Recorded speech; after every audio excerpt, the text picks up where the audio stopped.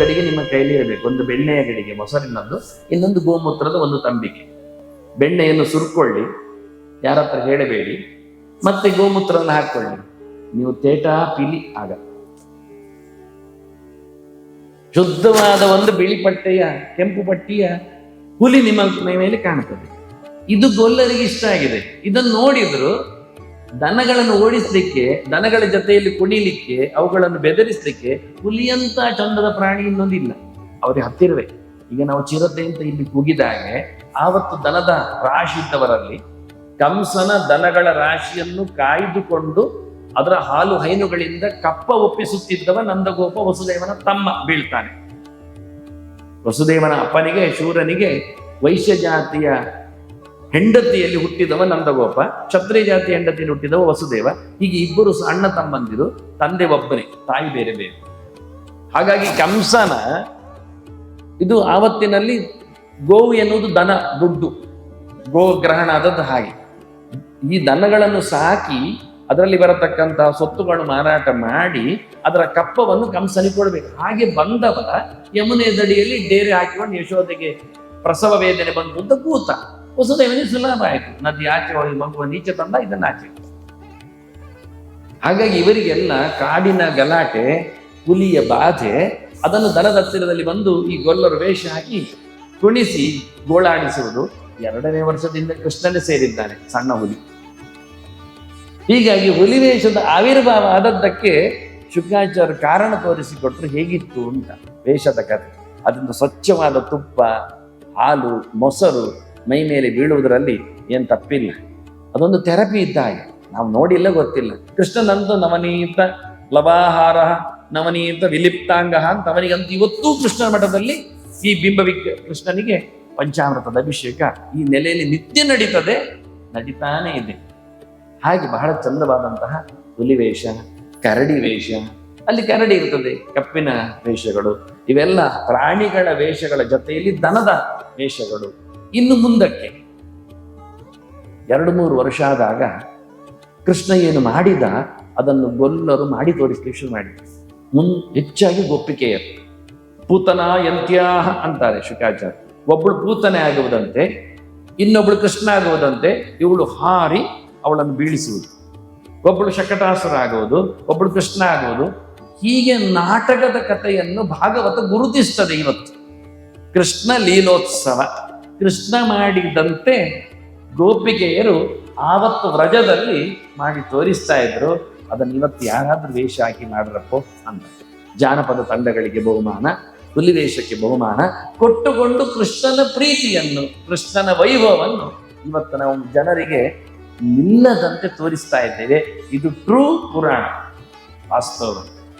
ಕೃಷ್ಣನ ಪ್ರಸಾದವಾಗಿ ಇವತ್ತು ವಿಶೇಷ ಅಂಶ ಏನು ಕೇಳಿದರೆ ಉಂಡೆ, ಚಕ್ಕುಲಿ. ನೀವು ನಂಬ್ತೀರೋ ಬಿಡ್ತೀರೋ, ಅಥವಾ ನೀವು ಅದನ್ನು ಹೇಗೆ ತಗೊಳ್ತೀರೋ. ಉಂಡೆ ಅಂದರೆ ಅದು ಚಕ್ರ, ಚಕ್ಕುಲಿ ಅಂದರೆ ಅದು ಶಂಖ. ಕೃಷ್ಣನ 2 ಕೈಯ ಸೊತ್ತದು. ಹುಟ್ಟುವಾಗ ಕೃಷ್ಣ ತಮದ್ಭುತಂ ಬಾಲಕಮಂಬುಜೇಕ್ಷಣಂ ಚತುರ್ಭುಜಂ ಶಂಖ ಗದಾರ್ಜಿದಾಯುಧಂ ಅಂತ ಕೃಷ್ಣ ಬರುವಾಗ ಕೈಯಲ್ಲಿ ಎಲ್ಲ ತಂದಿದ್ದಾನೆ. ಆಟಿಕೆಗಳನ್ನು ನೀವು ಕೊಡಬೇಕಾಗಿಲ್ಲ. ಅದನ್ನು ವಸುದೇವ ನೋಡಿದ. ನಿಮ್ದು ಎಂಥದಿದು ಪ್ಲಾಸ್ಟಿಕ್ ಆಯುಧಗಳು ಎಲ್ಲ, ನನಗೆ ಬೇಡ ಅಂತ ಒರಿಜಿನಲ್ ತಂದಿದ್ದಾನೆ ಕೃಷ್ಣ ಕೈಯಲ್ಲಿ. ಹಾಗಾಗಿ ಅದರ ಇವತ್ತಿನ ಕೊಡುಗೆ ಮಕ್ಕಳಿಗೆ ನೋಡಿ, ನಿಮ್ಗೆ ಗೊತ್ತು, ಅವುಗಳಿಗೆ ಆಯುಧಗಳನ್ನೆಲ್ಲ ಕೊಡ್ಲಿಕ್ಕಿಲ್ಲ. ಆದರೆ ಅದರ ಬದಲಿಗೆ ಅದನ್ನು ಸಿಹಿಯಾಗಿ ಪರಿವರ್ತಿಸಿ ಕೊಡ್ಲಿಕ್ಕೆ. ಆದ್ರಿಂದ ಒಂದು ಸ್ವೀಟ್, ಒಂದು ಖಾರ ಅಂತ, ಒಂದು ಚಕ್ಕಲಿ, ಒಂದು ಉಂಡೆ, ಒಂದು ಎಣ್ಣೆಯಲ್ಲಿ ಕರೆಸಿದ್ದು, ಒಂದು ಚಂದವಾಗಿ ಬೇಯಿಸಿ ಹದ ಮಾಡಿ ಪಾಕ ಮಾಡಿ ಕೊಟ್ಟು. ಇದು 2 ವಿಧಾನ. ಅಡುಗೆಯಲ್ಲಿ ಭಕ್ಷ್ಯ, ಭೋಜ್ಯ, ಲೇಖ್ಯ, ಪೇಯ ಅಂತ 4 ಬಗೆ ಇದೆ. 4 ಬಗೆಯಲ್ಲಿ 2 ಬಗೆಯನ್ನು ತೋರಿಸಿಕೊಟ್ಟು. ಇದು ಭಕ್ಷ್ಯ, ಇದು ಭೋಜ್ಯ. ಒಂದು ತಿನ್ನುವಂಥದ್ದು, ಒಂದು ಕಾಯಿಸುವಂಥ, ಇನ್ನೆಂಥದ್ದಿದ್ರು ನೆಕ್ಕುವಂಥದ್ದು ಇರುತ್ತೆ, ಅದು ಬೆಣ್ಣೆ ಇದೆ. ಮತ್ತೊಂದು ಬಾಯಲ್ಲಿ ನೆಕ್ಕಿದ ನಂತರ ಇಟ್ಕೊಂಡು ತಿನ್ನುವಂಥದ್ದು ಕಲಸಕ್ಕರೆ ಮುಂತಾದ್ದು. ಹೀಗಾಗಿ ಬಹಳ ಅದಕ್ಕೆ ಮಗುವಿಗೆ ಕೊಡುವಂಥದ್ದು. ಇದರಲ್ಲಿ ಮತ್ತೆ ಮಾಡ್ಲಿಕ್ಕೆ ಉಂಡೆಯಲ್ಲಿ ಎಲ್ಲ ವೆರೈಟಿ, ಅದರಲ್ಲಿ ಏನು ತಪ್ಪಿಲ್ಲ. ನಿಮ್ಮಲ್ಲಿ ಏನಿದೆ ಸೊತ್ತು ಎಲ್ಲ ಮಾಡಿ, ಗೋಧಿದ್ದು ಮಾಡಿ, ಹೆಸರಿದ್ದು ಮಾಡಿ, ಮತ್ತೆ ಈ ಕರಾವಳಿಯಲ್ಲಿ ಹೆಚ್ಚಿರುವಂಥದ್ದು ಹುರುಳಿ, ಅದರದ್ದು ಮಾಡ್ತಾರೆ, ಅದರದ್ದು ಮಾಡಿ ಉಂಡೆಗಳು, ಎಳ್ಳು ಇದ್ದು ಮಾಡಿ. ಕೊನೆಗೊಂದು ಬಾಣಂತಿ ಉಂಡೆ ಎಂದು ಬೇರೆ ಉಂಟು ಮಧ್ಯದಲ್ಲಿ ಕೃಷ್ಣ ಹುಟ್ಟಿದಾಗ. ನೋಡಿ ಯಶೋದೆ ಎಂಬನ ಪ್ರೀತಿ ನೋಡಿ ಏನು ಅಂತ, ಶುಂಠಿ ಹಾಕಿದ ಉಂಡೆ. ಸಣ್ಣದಾಗಿರುತ್ತದೆ ಅದು, ಶುಂಠಿ ಹಾಕಿದ್ದು. ಇದು ಅವಳಿಗೆ ಬೇಡ ಅಂತಿಗೆ ಅಂದ್ರೆ ಕೃಷ್ಣನಿಗೆ ಕೊಡುವಾಗ ಅವಳು ತಿನ್ನು ನೋಡಿ ಕೊಡಬೇಕು ಅಂತ ಮೊದಲು ಅವಳಿಗೆ ಇಷ್ಟು ಪ್ರೀತಿಯಿಂದ ಅದಕ್ಕೆ ಹೇಳಿದ್ದು ಯಶೋಧ ಅಂತ ಹತ್ರ ಪೂಜೆ. ಕೊನೆಗೆ ಅಮ್ಮನನ್ನು ಕರೀರಿ ಅಂತಾರೆ. ಅಮ್ಮನ ಮಡಿನಲ್ಲಿ ಕೂತ ಕೃಷ್ಣ, ಇದು ಚಿಂತನೆಗಿರುವಂಥದ್ದು. ಇಷ್ಟು ಚಂದ, ಯಾಕೆಂದ್ರೆ ಅವಳು ಬಹಳಷ್ಟು ಸಮಯ ತಪಸ್ಸು ಮಾಡಿದವಳು ಯಶೋಧೆ ಮತ್ತೆ ನಂದಗೋಪಾಲ್. ನಮಗೆ ಕೃಷ್ಣ ಆಡುವುದು ಬೇಕು ಅಂತ, ಹಾಗಾಗಿ ಅವರಿಗೆ ಆಡುವ ಕೃಷ್ಣ ಸಿಕ್ಕಿದ. ಈ ಕಶ್ಯಪ ಅತಿಥಿಗಳು ಮೂರು ಸರ್ತಿ ನಮಗೆ ದೇವರು ಬೇಕು ಮಗ ಅಂತ ಕೇಳಿದ್ದಾರೆ. ವಾಮನನಾಗಿ ಬಂದ, ಪೃಷ್ಟಿಗರ್ಭನಾಗಿ ಬಂದ, ಈಗ ವಸುದೇವ ದೇವಕಿಯರಾಗಿ ಕೃಷ್ಣನಾಗಿ ಬಂದ. ನೀವು ಮಗು ಬೇಕು ಅಂದ್ರೆ ಬಂದೆ ಅಂದ, ಅಲ್ಲಿಗೆ ಅಷ್ಟೇ. ಇವರು ಆಡೋದು ಬೇಕು ಅಂದ್ರೆ ಅಲ್ಲಿ ಹೋದೆವು. ಹೀಗೆ ಒಂದೇ ಹೊತ್ತಿನಲ್ಲಿ ಎರಡು ಕೆಲಸ ಮಾಡಿದ್ದಾನೆ. ಹಾಗೆ ಕೃಷ್ಣನಿಗೆ ಅತ್ಯಂತ ಪ್ರಿಯ ಪಾತ್ರವಾದ. ಈಗ ಊಟ ಬೇಡ ಅವನಿಗೆ, ಯಾಕೆ ಊಟ ಅಲ್ಲ, ಊಟ ದೊಡ್ಡವರಿಗೆ ಅದು. ಅನ್ನ, ಪಾಯಸ, ಗುಡಾನ್ನ, ದದ್ಯನ್ನ, ಮುದ್ಗಾನ್ನ ಎಲ್ಲ ಅದು ದೊಡ್ಡ ಸಂಗತಿ ಅಲ್ಲ. ಅದು ನಮಗೆ ಸಣ್ಣ ಮಗುವಿಗೆ ಕೈಯಲ್ಲಿ ಇಟ್ಕೊಳ್ಳಿಕ್ಕೆ ಉಂಡೆ, ಅದಕ್ಕೆ ಹಿಡಿಲಿಕ್ಕೆ ಗಟ್ಟಿ ಗ್ರಿಪ್ಪಿನದ್ದು ಬೇಕು. ಅದು ಆಟದ ಆಗಿರಬೇಕು. ಅವನು ಎಷ್ಟು ಗುಂಡೆಯಲ್ಲಿ ಆಡಿದ್ದಾನೇನೋ, ಇದು ಚೆಂಡು ಅಂತ ಹೇಳಿಕೊಂಡು ಹಾಗೆ ಬೆರಳು ಸಿಕ್ಕಿಸಿ ಕುಣಿಸುವುದು ಬೇಕು. ಬಹಳ ಚಂದವೇ. ಆದ್ರಿಂದ ಚಕ್ಕಲಿ ಚಕ್ರ ಆಗುವುದು ಉಂಟೆ, ಶಂಖವಾಗುವುದು ವಿಷಯ ಬೇರೆ. ಅದನ್ನು ಬೆರಳು ಹಾಕಿಕೊಂಡು ಮಕ್ಕಳಿಗೆ ಕಚ್ಚಲಿಕ್ಕೂ ಬೇಕು. ಹಲ್ಲು ಅದು ಕೆಲಸ ಮಾಡ್ತದೆ. ಮುದುಕರು ಕೇಳ್ಬೋದು ಚಕ್ಕಲಿ ಬೇಡ ಅಂತ, ಆದ್ರೂ ಅದ್ದಿ ತಿಂತಾರ. ಹಾಗಾಗಿ ಬಹಳ ಚಂದವಾಗಿ ಕೃಷ್ಣನಿಗೆ ಅತಿ ಇಷ್ಟವಾದದ್ದು. ಎಷ್ಟು ಖುಷಿ ಅಂದ್ರೆ ವಿಟ್ಲ ಪಿಂಡಿ ಅಂತ. ಪಿಂಡಿ ಅಂದ್ರೆ ಉಂಡೆ.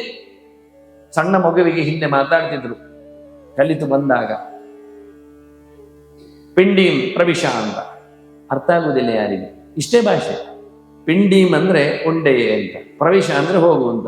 ಒಳಗೆ ಉಂಡೆ ಮಾಡಿಟ್ಟಿದ್ದೇನೆ, ಮನೆ ಒಳಗೆ ತಿನ್ನು ಅಂತ. ಮಗುವಿಗೆ ಭಾಷೆ ಹೇಳೋದಷ್ಟು ಜಾಸ್ತಿ ಹಿಡಿದಿಲ್ಲ.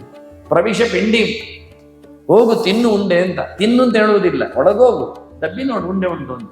ಅಂದ ಪಿಂಡಿ ಅಂದ್ರೆ ಉಂಡೆ. ವಿಟ್ಲ ಪಿಂಡಿ ಅಂದ್ರೆ ವಿಠಲ ಅಂದ್ರೆ ಕೃಷ್ಣ. ಬಾಲಕೃಷ್ಣನಿಗೆ ಉಂಡೆ ಸಮರ್ಪಣೆ ವಿಶೇಷ ಅಂತ. ಹಾಗಾಗಿ ಬಹಳ ಅದ್ದೂರಿಯಾಗಿ ದೇವರ ಪ್ರಸಾದ ಮತ್ತೆ ಬಹಳ ಸಮಯ ಬೇಕಿಡ್ ಬರುವಂಥದ್ದು. ಬೆಲ್ಲದ ಹಿಂದಿನ ಕಾಲದ ನೀರು ಬೆಲ್ಲದ ಪಾಕದಲ್ಲಿ ಹಾಳಾಗುವುದಿಲ್ಲ ಅನೇಕ ಜನರಿಗೆ. ಯಾಕೆಂದ್ರೆ ಇಲ್ಲಿ ಉತ್ಸವ ಆದದ್ದು ಊರುಗಟ್ಟಲೆ ಹೋಗ್ಲಿಕ್ಕೊಂಡು ಹೊತ್ಕೊಂಡು, ಕಾಯಿಸಿದ ಚಕ್ಕುಲಿ ಹಾಗೆ ಪಕ್ಕನೆ ಹಾಳಾಗುವುದಿಲ್ಲ. ಅದು ಸ್ಯಾಮೆ ಅಕ್ಕಿದ್ದು ಮಾಡ್ತಿದ್ರು ಹಿಂದೆ, ಸಾವಿಗೆ ಅಕ್ಕಿದ್ದು. ಜನರು ಹೆಚ್ಚು ಗೊತ್ತಿಲ್ಲ ಸಜ್ಜಿಗೆ ಬಳಕೆ ಮುಂಚೆ. ಹಾಗಾಗಿ ಬಹಳ ಕಾಲ ಬರುವಂತಹ ಎರಡು ಸೊಪ್ಪನ್ನು ಹಿಂದೆ ಮಾಡ್ಲಿಕ್ಕೆ ಜನರು ಕಲಿತ ಕತೆ. ನಾನು ನೋಡಿದ ಲೆಕ್ಕದಲ್ಲಿ ನನ್ನ ಮಂಡೆಗಿಂತ ದೊಡ್ಡ ಚಕ್ಕಲಿ ಇತ್ತು ಆಗ ಮಾಡಿ. ಇಂದಿನ ಕೊನೆಯ ಚಕ್ಕಲಿ ಒಂದು ಬಾಣಾರ ಪೂರ ಮಾಡ್ಲಿಕ್ಕೆ ಅಂತ. ಅಂದ್ರೆ ದೊಡ್ಡ ಕೃಷ್ಣನ ನೆನಪಿಗೆ ಮಾಡುವ ರೀತಿ. ಹೀಗೆ ದೇವರ ಸಮರ್ಪಣೆಯ ವೈಭವ. ಕೃಷ್ಣನ ಮೂಲ ಬಿಂಬ ಉಡುಪಿಯಲ್ಲಿ ಇರುವಂತೆ ಆಚಾರ್ಯ ಮಧ್ವರು ತಂದಿಟ್ಟ ಪ್ರತಿಮೆ. ಮುಖ್ಯವಾಗಿ ದೇವಕಿಗೆ ಕೃಷ್ಣ ಮಾಡಿಸಿಕೊಟ್ಟ ಪ್ರತಿಮೆ. ದೇವಕಿಯ ಹತ್ತಿರದಲ್ಲಿ ಆಟ ಆಡುತ್ತಿದ್ದಾಗ ಅದನ್ನು ನೋಡಿದ ತನ್ನ ಮಡದಿಗೆ ರುಕ್ಮಿಣಿಗೆ ಪೂಜೆಗೋಸ್ಕರ ಕರುಣಿಸಿದ ಪ್ರತಿಮೆ. ಒಂದು ಕೈಯಲ್ಲಿ ದಂಡ ಹಿಡಿದಿದೆ, ಮತ್ತೊಂದು ಕೈಯಲ್ಲಿ ಪಾಶ ಹಿಡ್ಕೊಂಡಿದೆ. ಆ ದಂಡ ಎನ್ನುವುದು ಅದು ಕಡೆಯಲಿಕ್ಕೆ ಕಡೆಗೋಲು. ಅದು ಇರುವ ರೀತಿ ಹಾಗೆ, ಮೇಲಕ್ಕೆ ಸ್ವಲ್ಪ ಸಪೂರ, ಕೆಳಕ್ಕೆ ಸ್ವಲ್ಪ ಅಗಲ. ಆದ್ರಿಂದ ಅದರಲ್ಲಿ ಮತ್ತೆ ನಿಮಗೆ ಒಂದು ಗುಂಡು ಬೇಕು ಹಾಗೇನಲ್ಲ. ಅದು ಇವತ್ತು ನಾವು ಮತ್ತೆ ಮಾಡಿಕೊಂಡು ಇವತ್ತೀಗ ಯಾಂತ್ರಿಕವಾಗಿರತಕ್ಕ ಕಡೆಗೋಲಲ್ಲಿ ಅರ್ಧವೇ ಇರುವುದು ಮತ್ತೆ. ಹಾಗಾಗಿ ನಾವು ಮಾಡಿದಾಗೆ ಉಂಟು ಕಡೆಯಲಿಕ್ಕೆ. ಹಿಂದೆ ಕೋಲು ಕಡಿಯುವ ಕೋಲು ಕಡೆಗೋಲು ಅಷ್ಟು. ಒಂದು ಕೈಯಲ್ಲಿ ಹಗ್ಗ, ಕಡಿಲಿಕ್ಕೆ ಬೇಕಾದ್ರೆ ಹಗ್ಗ ಹಿಡಿದು ಕಡಿಯುವ ಕಥೆ. ಅದರಿಂದ ಮಂಥಪಾಶಧರಂ ಅಂತ ಹೇಳಿ ಕೃಷ್ಣನ ಚಿಂತನೆ ಮಾಡಿದ್ದಾರೆ.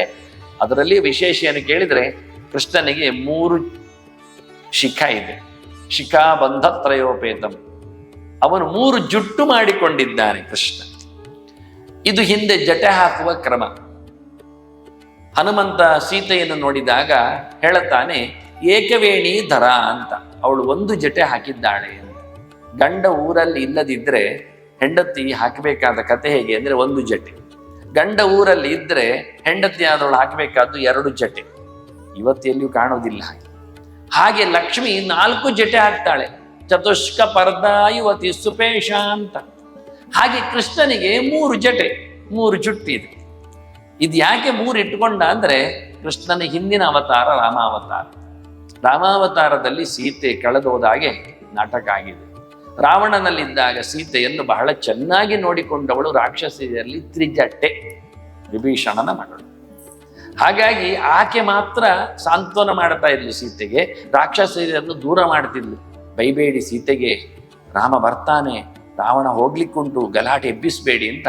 ಹಾಗಾಗಿ ತ್ರಿಜಟೆ ತುಂಬ ಸೀತೆಗೆ ಸಾಂತ್ವನ ಕೊಟ್ಟು, ಅಲ್ಲಿ ಒಂದು ಹೆಣ್ಣಿಗೆ ಒಂದು ಹೆಣ್ಣು ಸಾಂತ್ವನ ಕೊಡ್ಲಿಕ್ಕಿದ್ದ ಸಂಗತಿ ಅದಾದ್ರಿಂದ ಅವಳು ತ್ರಿಜಟೆ, 3 ಜಟೆಯವಳು. ರಾಕ್ಷಸರು ವಿಕಾರಿ ಇರ್ತಾರೆ. ಹಾಗಾಗಿ ಆ ರಾಕ್ಷಸಿಯ ಚಿಂತನೆಗಾಗಿ ತನ್ನ ವಿಶೇಷವಾದಂತಹ ಒಲುಮೆಗೋಸ್ಕರ ಕೃಷ್ಣ ಈ ಅವತಾರದಲ್ಲಿ 3 ಜುಟ್ಟು ಹಾಕಿ ಕೂತಿದ್ದಾನೆ. ಹೀಗೆ ಕೃಷ್ಣನ ಸಣ್ಣ ಪ್ರತಿಮೆ, ಮುದ್ದಾದ ಪ್ರತಿಮೆ, ಮಂದಹಾಸ ಮೃದು ಸುಂದರಾನನಂತ ಚಂದವಾದ ನಗುವಿನ ಪ್ರತಿಮೆ, ಬಾಲಕೃಷ್ಣನ ಪ್ರತಿಮೆ. ಆಚಾರ್ಯ ಮದ್ದವರು ವಿಶ್ವಕರ್ಮ ನಿರ್ಮಿತವಾದ ಆ ಸಮುದ್ರದೊಳಗಿದ್ದ 5,000 ವರ್ಷಗಳ ಕಾಲ ಸಮುದ್ರದ ನೀರು ಕುಡಿದರೂ ಏನು ಆಗದ, ನಾನು ಹೇಳ್ಬೇಕಾಗ್ತದೆ ಅಂತಹ ಪ್ರತಿಮೆಯನ್ನು ಆಚಾರ್ಯ ಮದ್ದವರು ಕೊಟ್ಟು ಇವತ್ತು ನಮಗೆ 1,000 ಹತ್ತಿರ ವರ್ಷ ಆಗ್ತಾ ಇದೆ. ಇವತ್ತಿನವರೆಗೂ ಕೃಷ್ಣನ ಪ್ರತಿಮೆಯಲ್ಲಿ ಯಾವುದೇ ರೀತಿಯಾದ ಅವಲಕ್ಷಣಗಳು ಕಂಡು ಬಂದಂತೆ ಯಾರು ಸುದ್ದಿ ಮಾಡಿಲ್ಲ. ಅಂತಹ ಶುದ್ಧವಾದ ಈ ಕೃಷ್ಣನ ಪ್ರತಿಮೆಯನ್ನು ಪುರಾಣಕಾರರು ಹೀಗೆ ಹಿಡಿದದ್ದನ್ನು ತೋರಿಸಿಕೊಟ್ಟಿದ್ದಾರೆ. ಮಂಥಪಾಶ ಹಿಡಿದ ರೀತಿಯಲ್ಲಿ ಚಿಂತನೆಯನ್ನು ಕೊಟ್ಟಿದ್ದಾರೆ. ಅದರಿಂದ ಬೇರೆ ಯಾವುದೇ ದೇವತೆಯ ಪ್ರತೀಕ ಆಗಿರದೆ ಶುದ್ಧವಾದ ಆವತ್ತಿನಿಂದ ಇವತ್ತಿನವರೆಗೂ ಚಿಂತನೆಯಲ್ಲಿ ಪೌರಾಣಿಕವಾಗಿ ಕೃಷ್ಣನಾಗಿ ಬಂದಿದ್ದಾನೆ. ಇದು ಕೃಷ್ಣ ಬಿಂಬದ ಸಣ್ಣ ಪರಿಚಯ. ಶ್ರೀಕೃಷ್ಣ.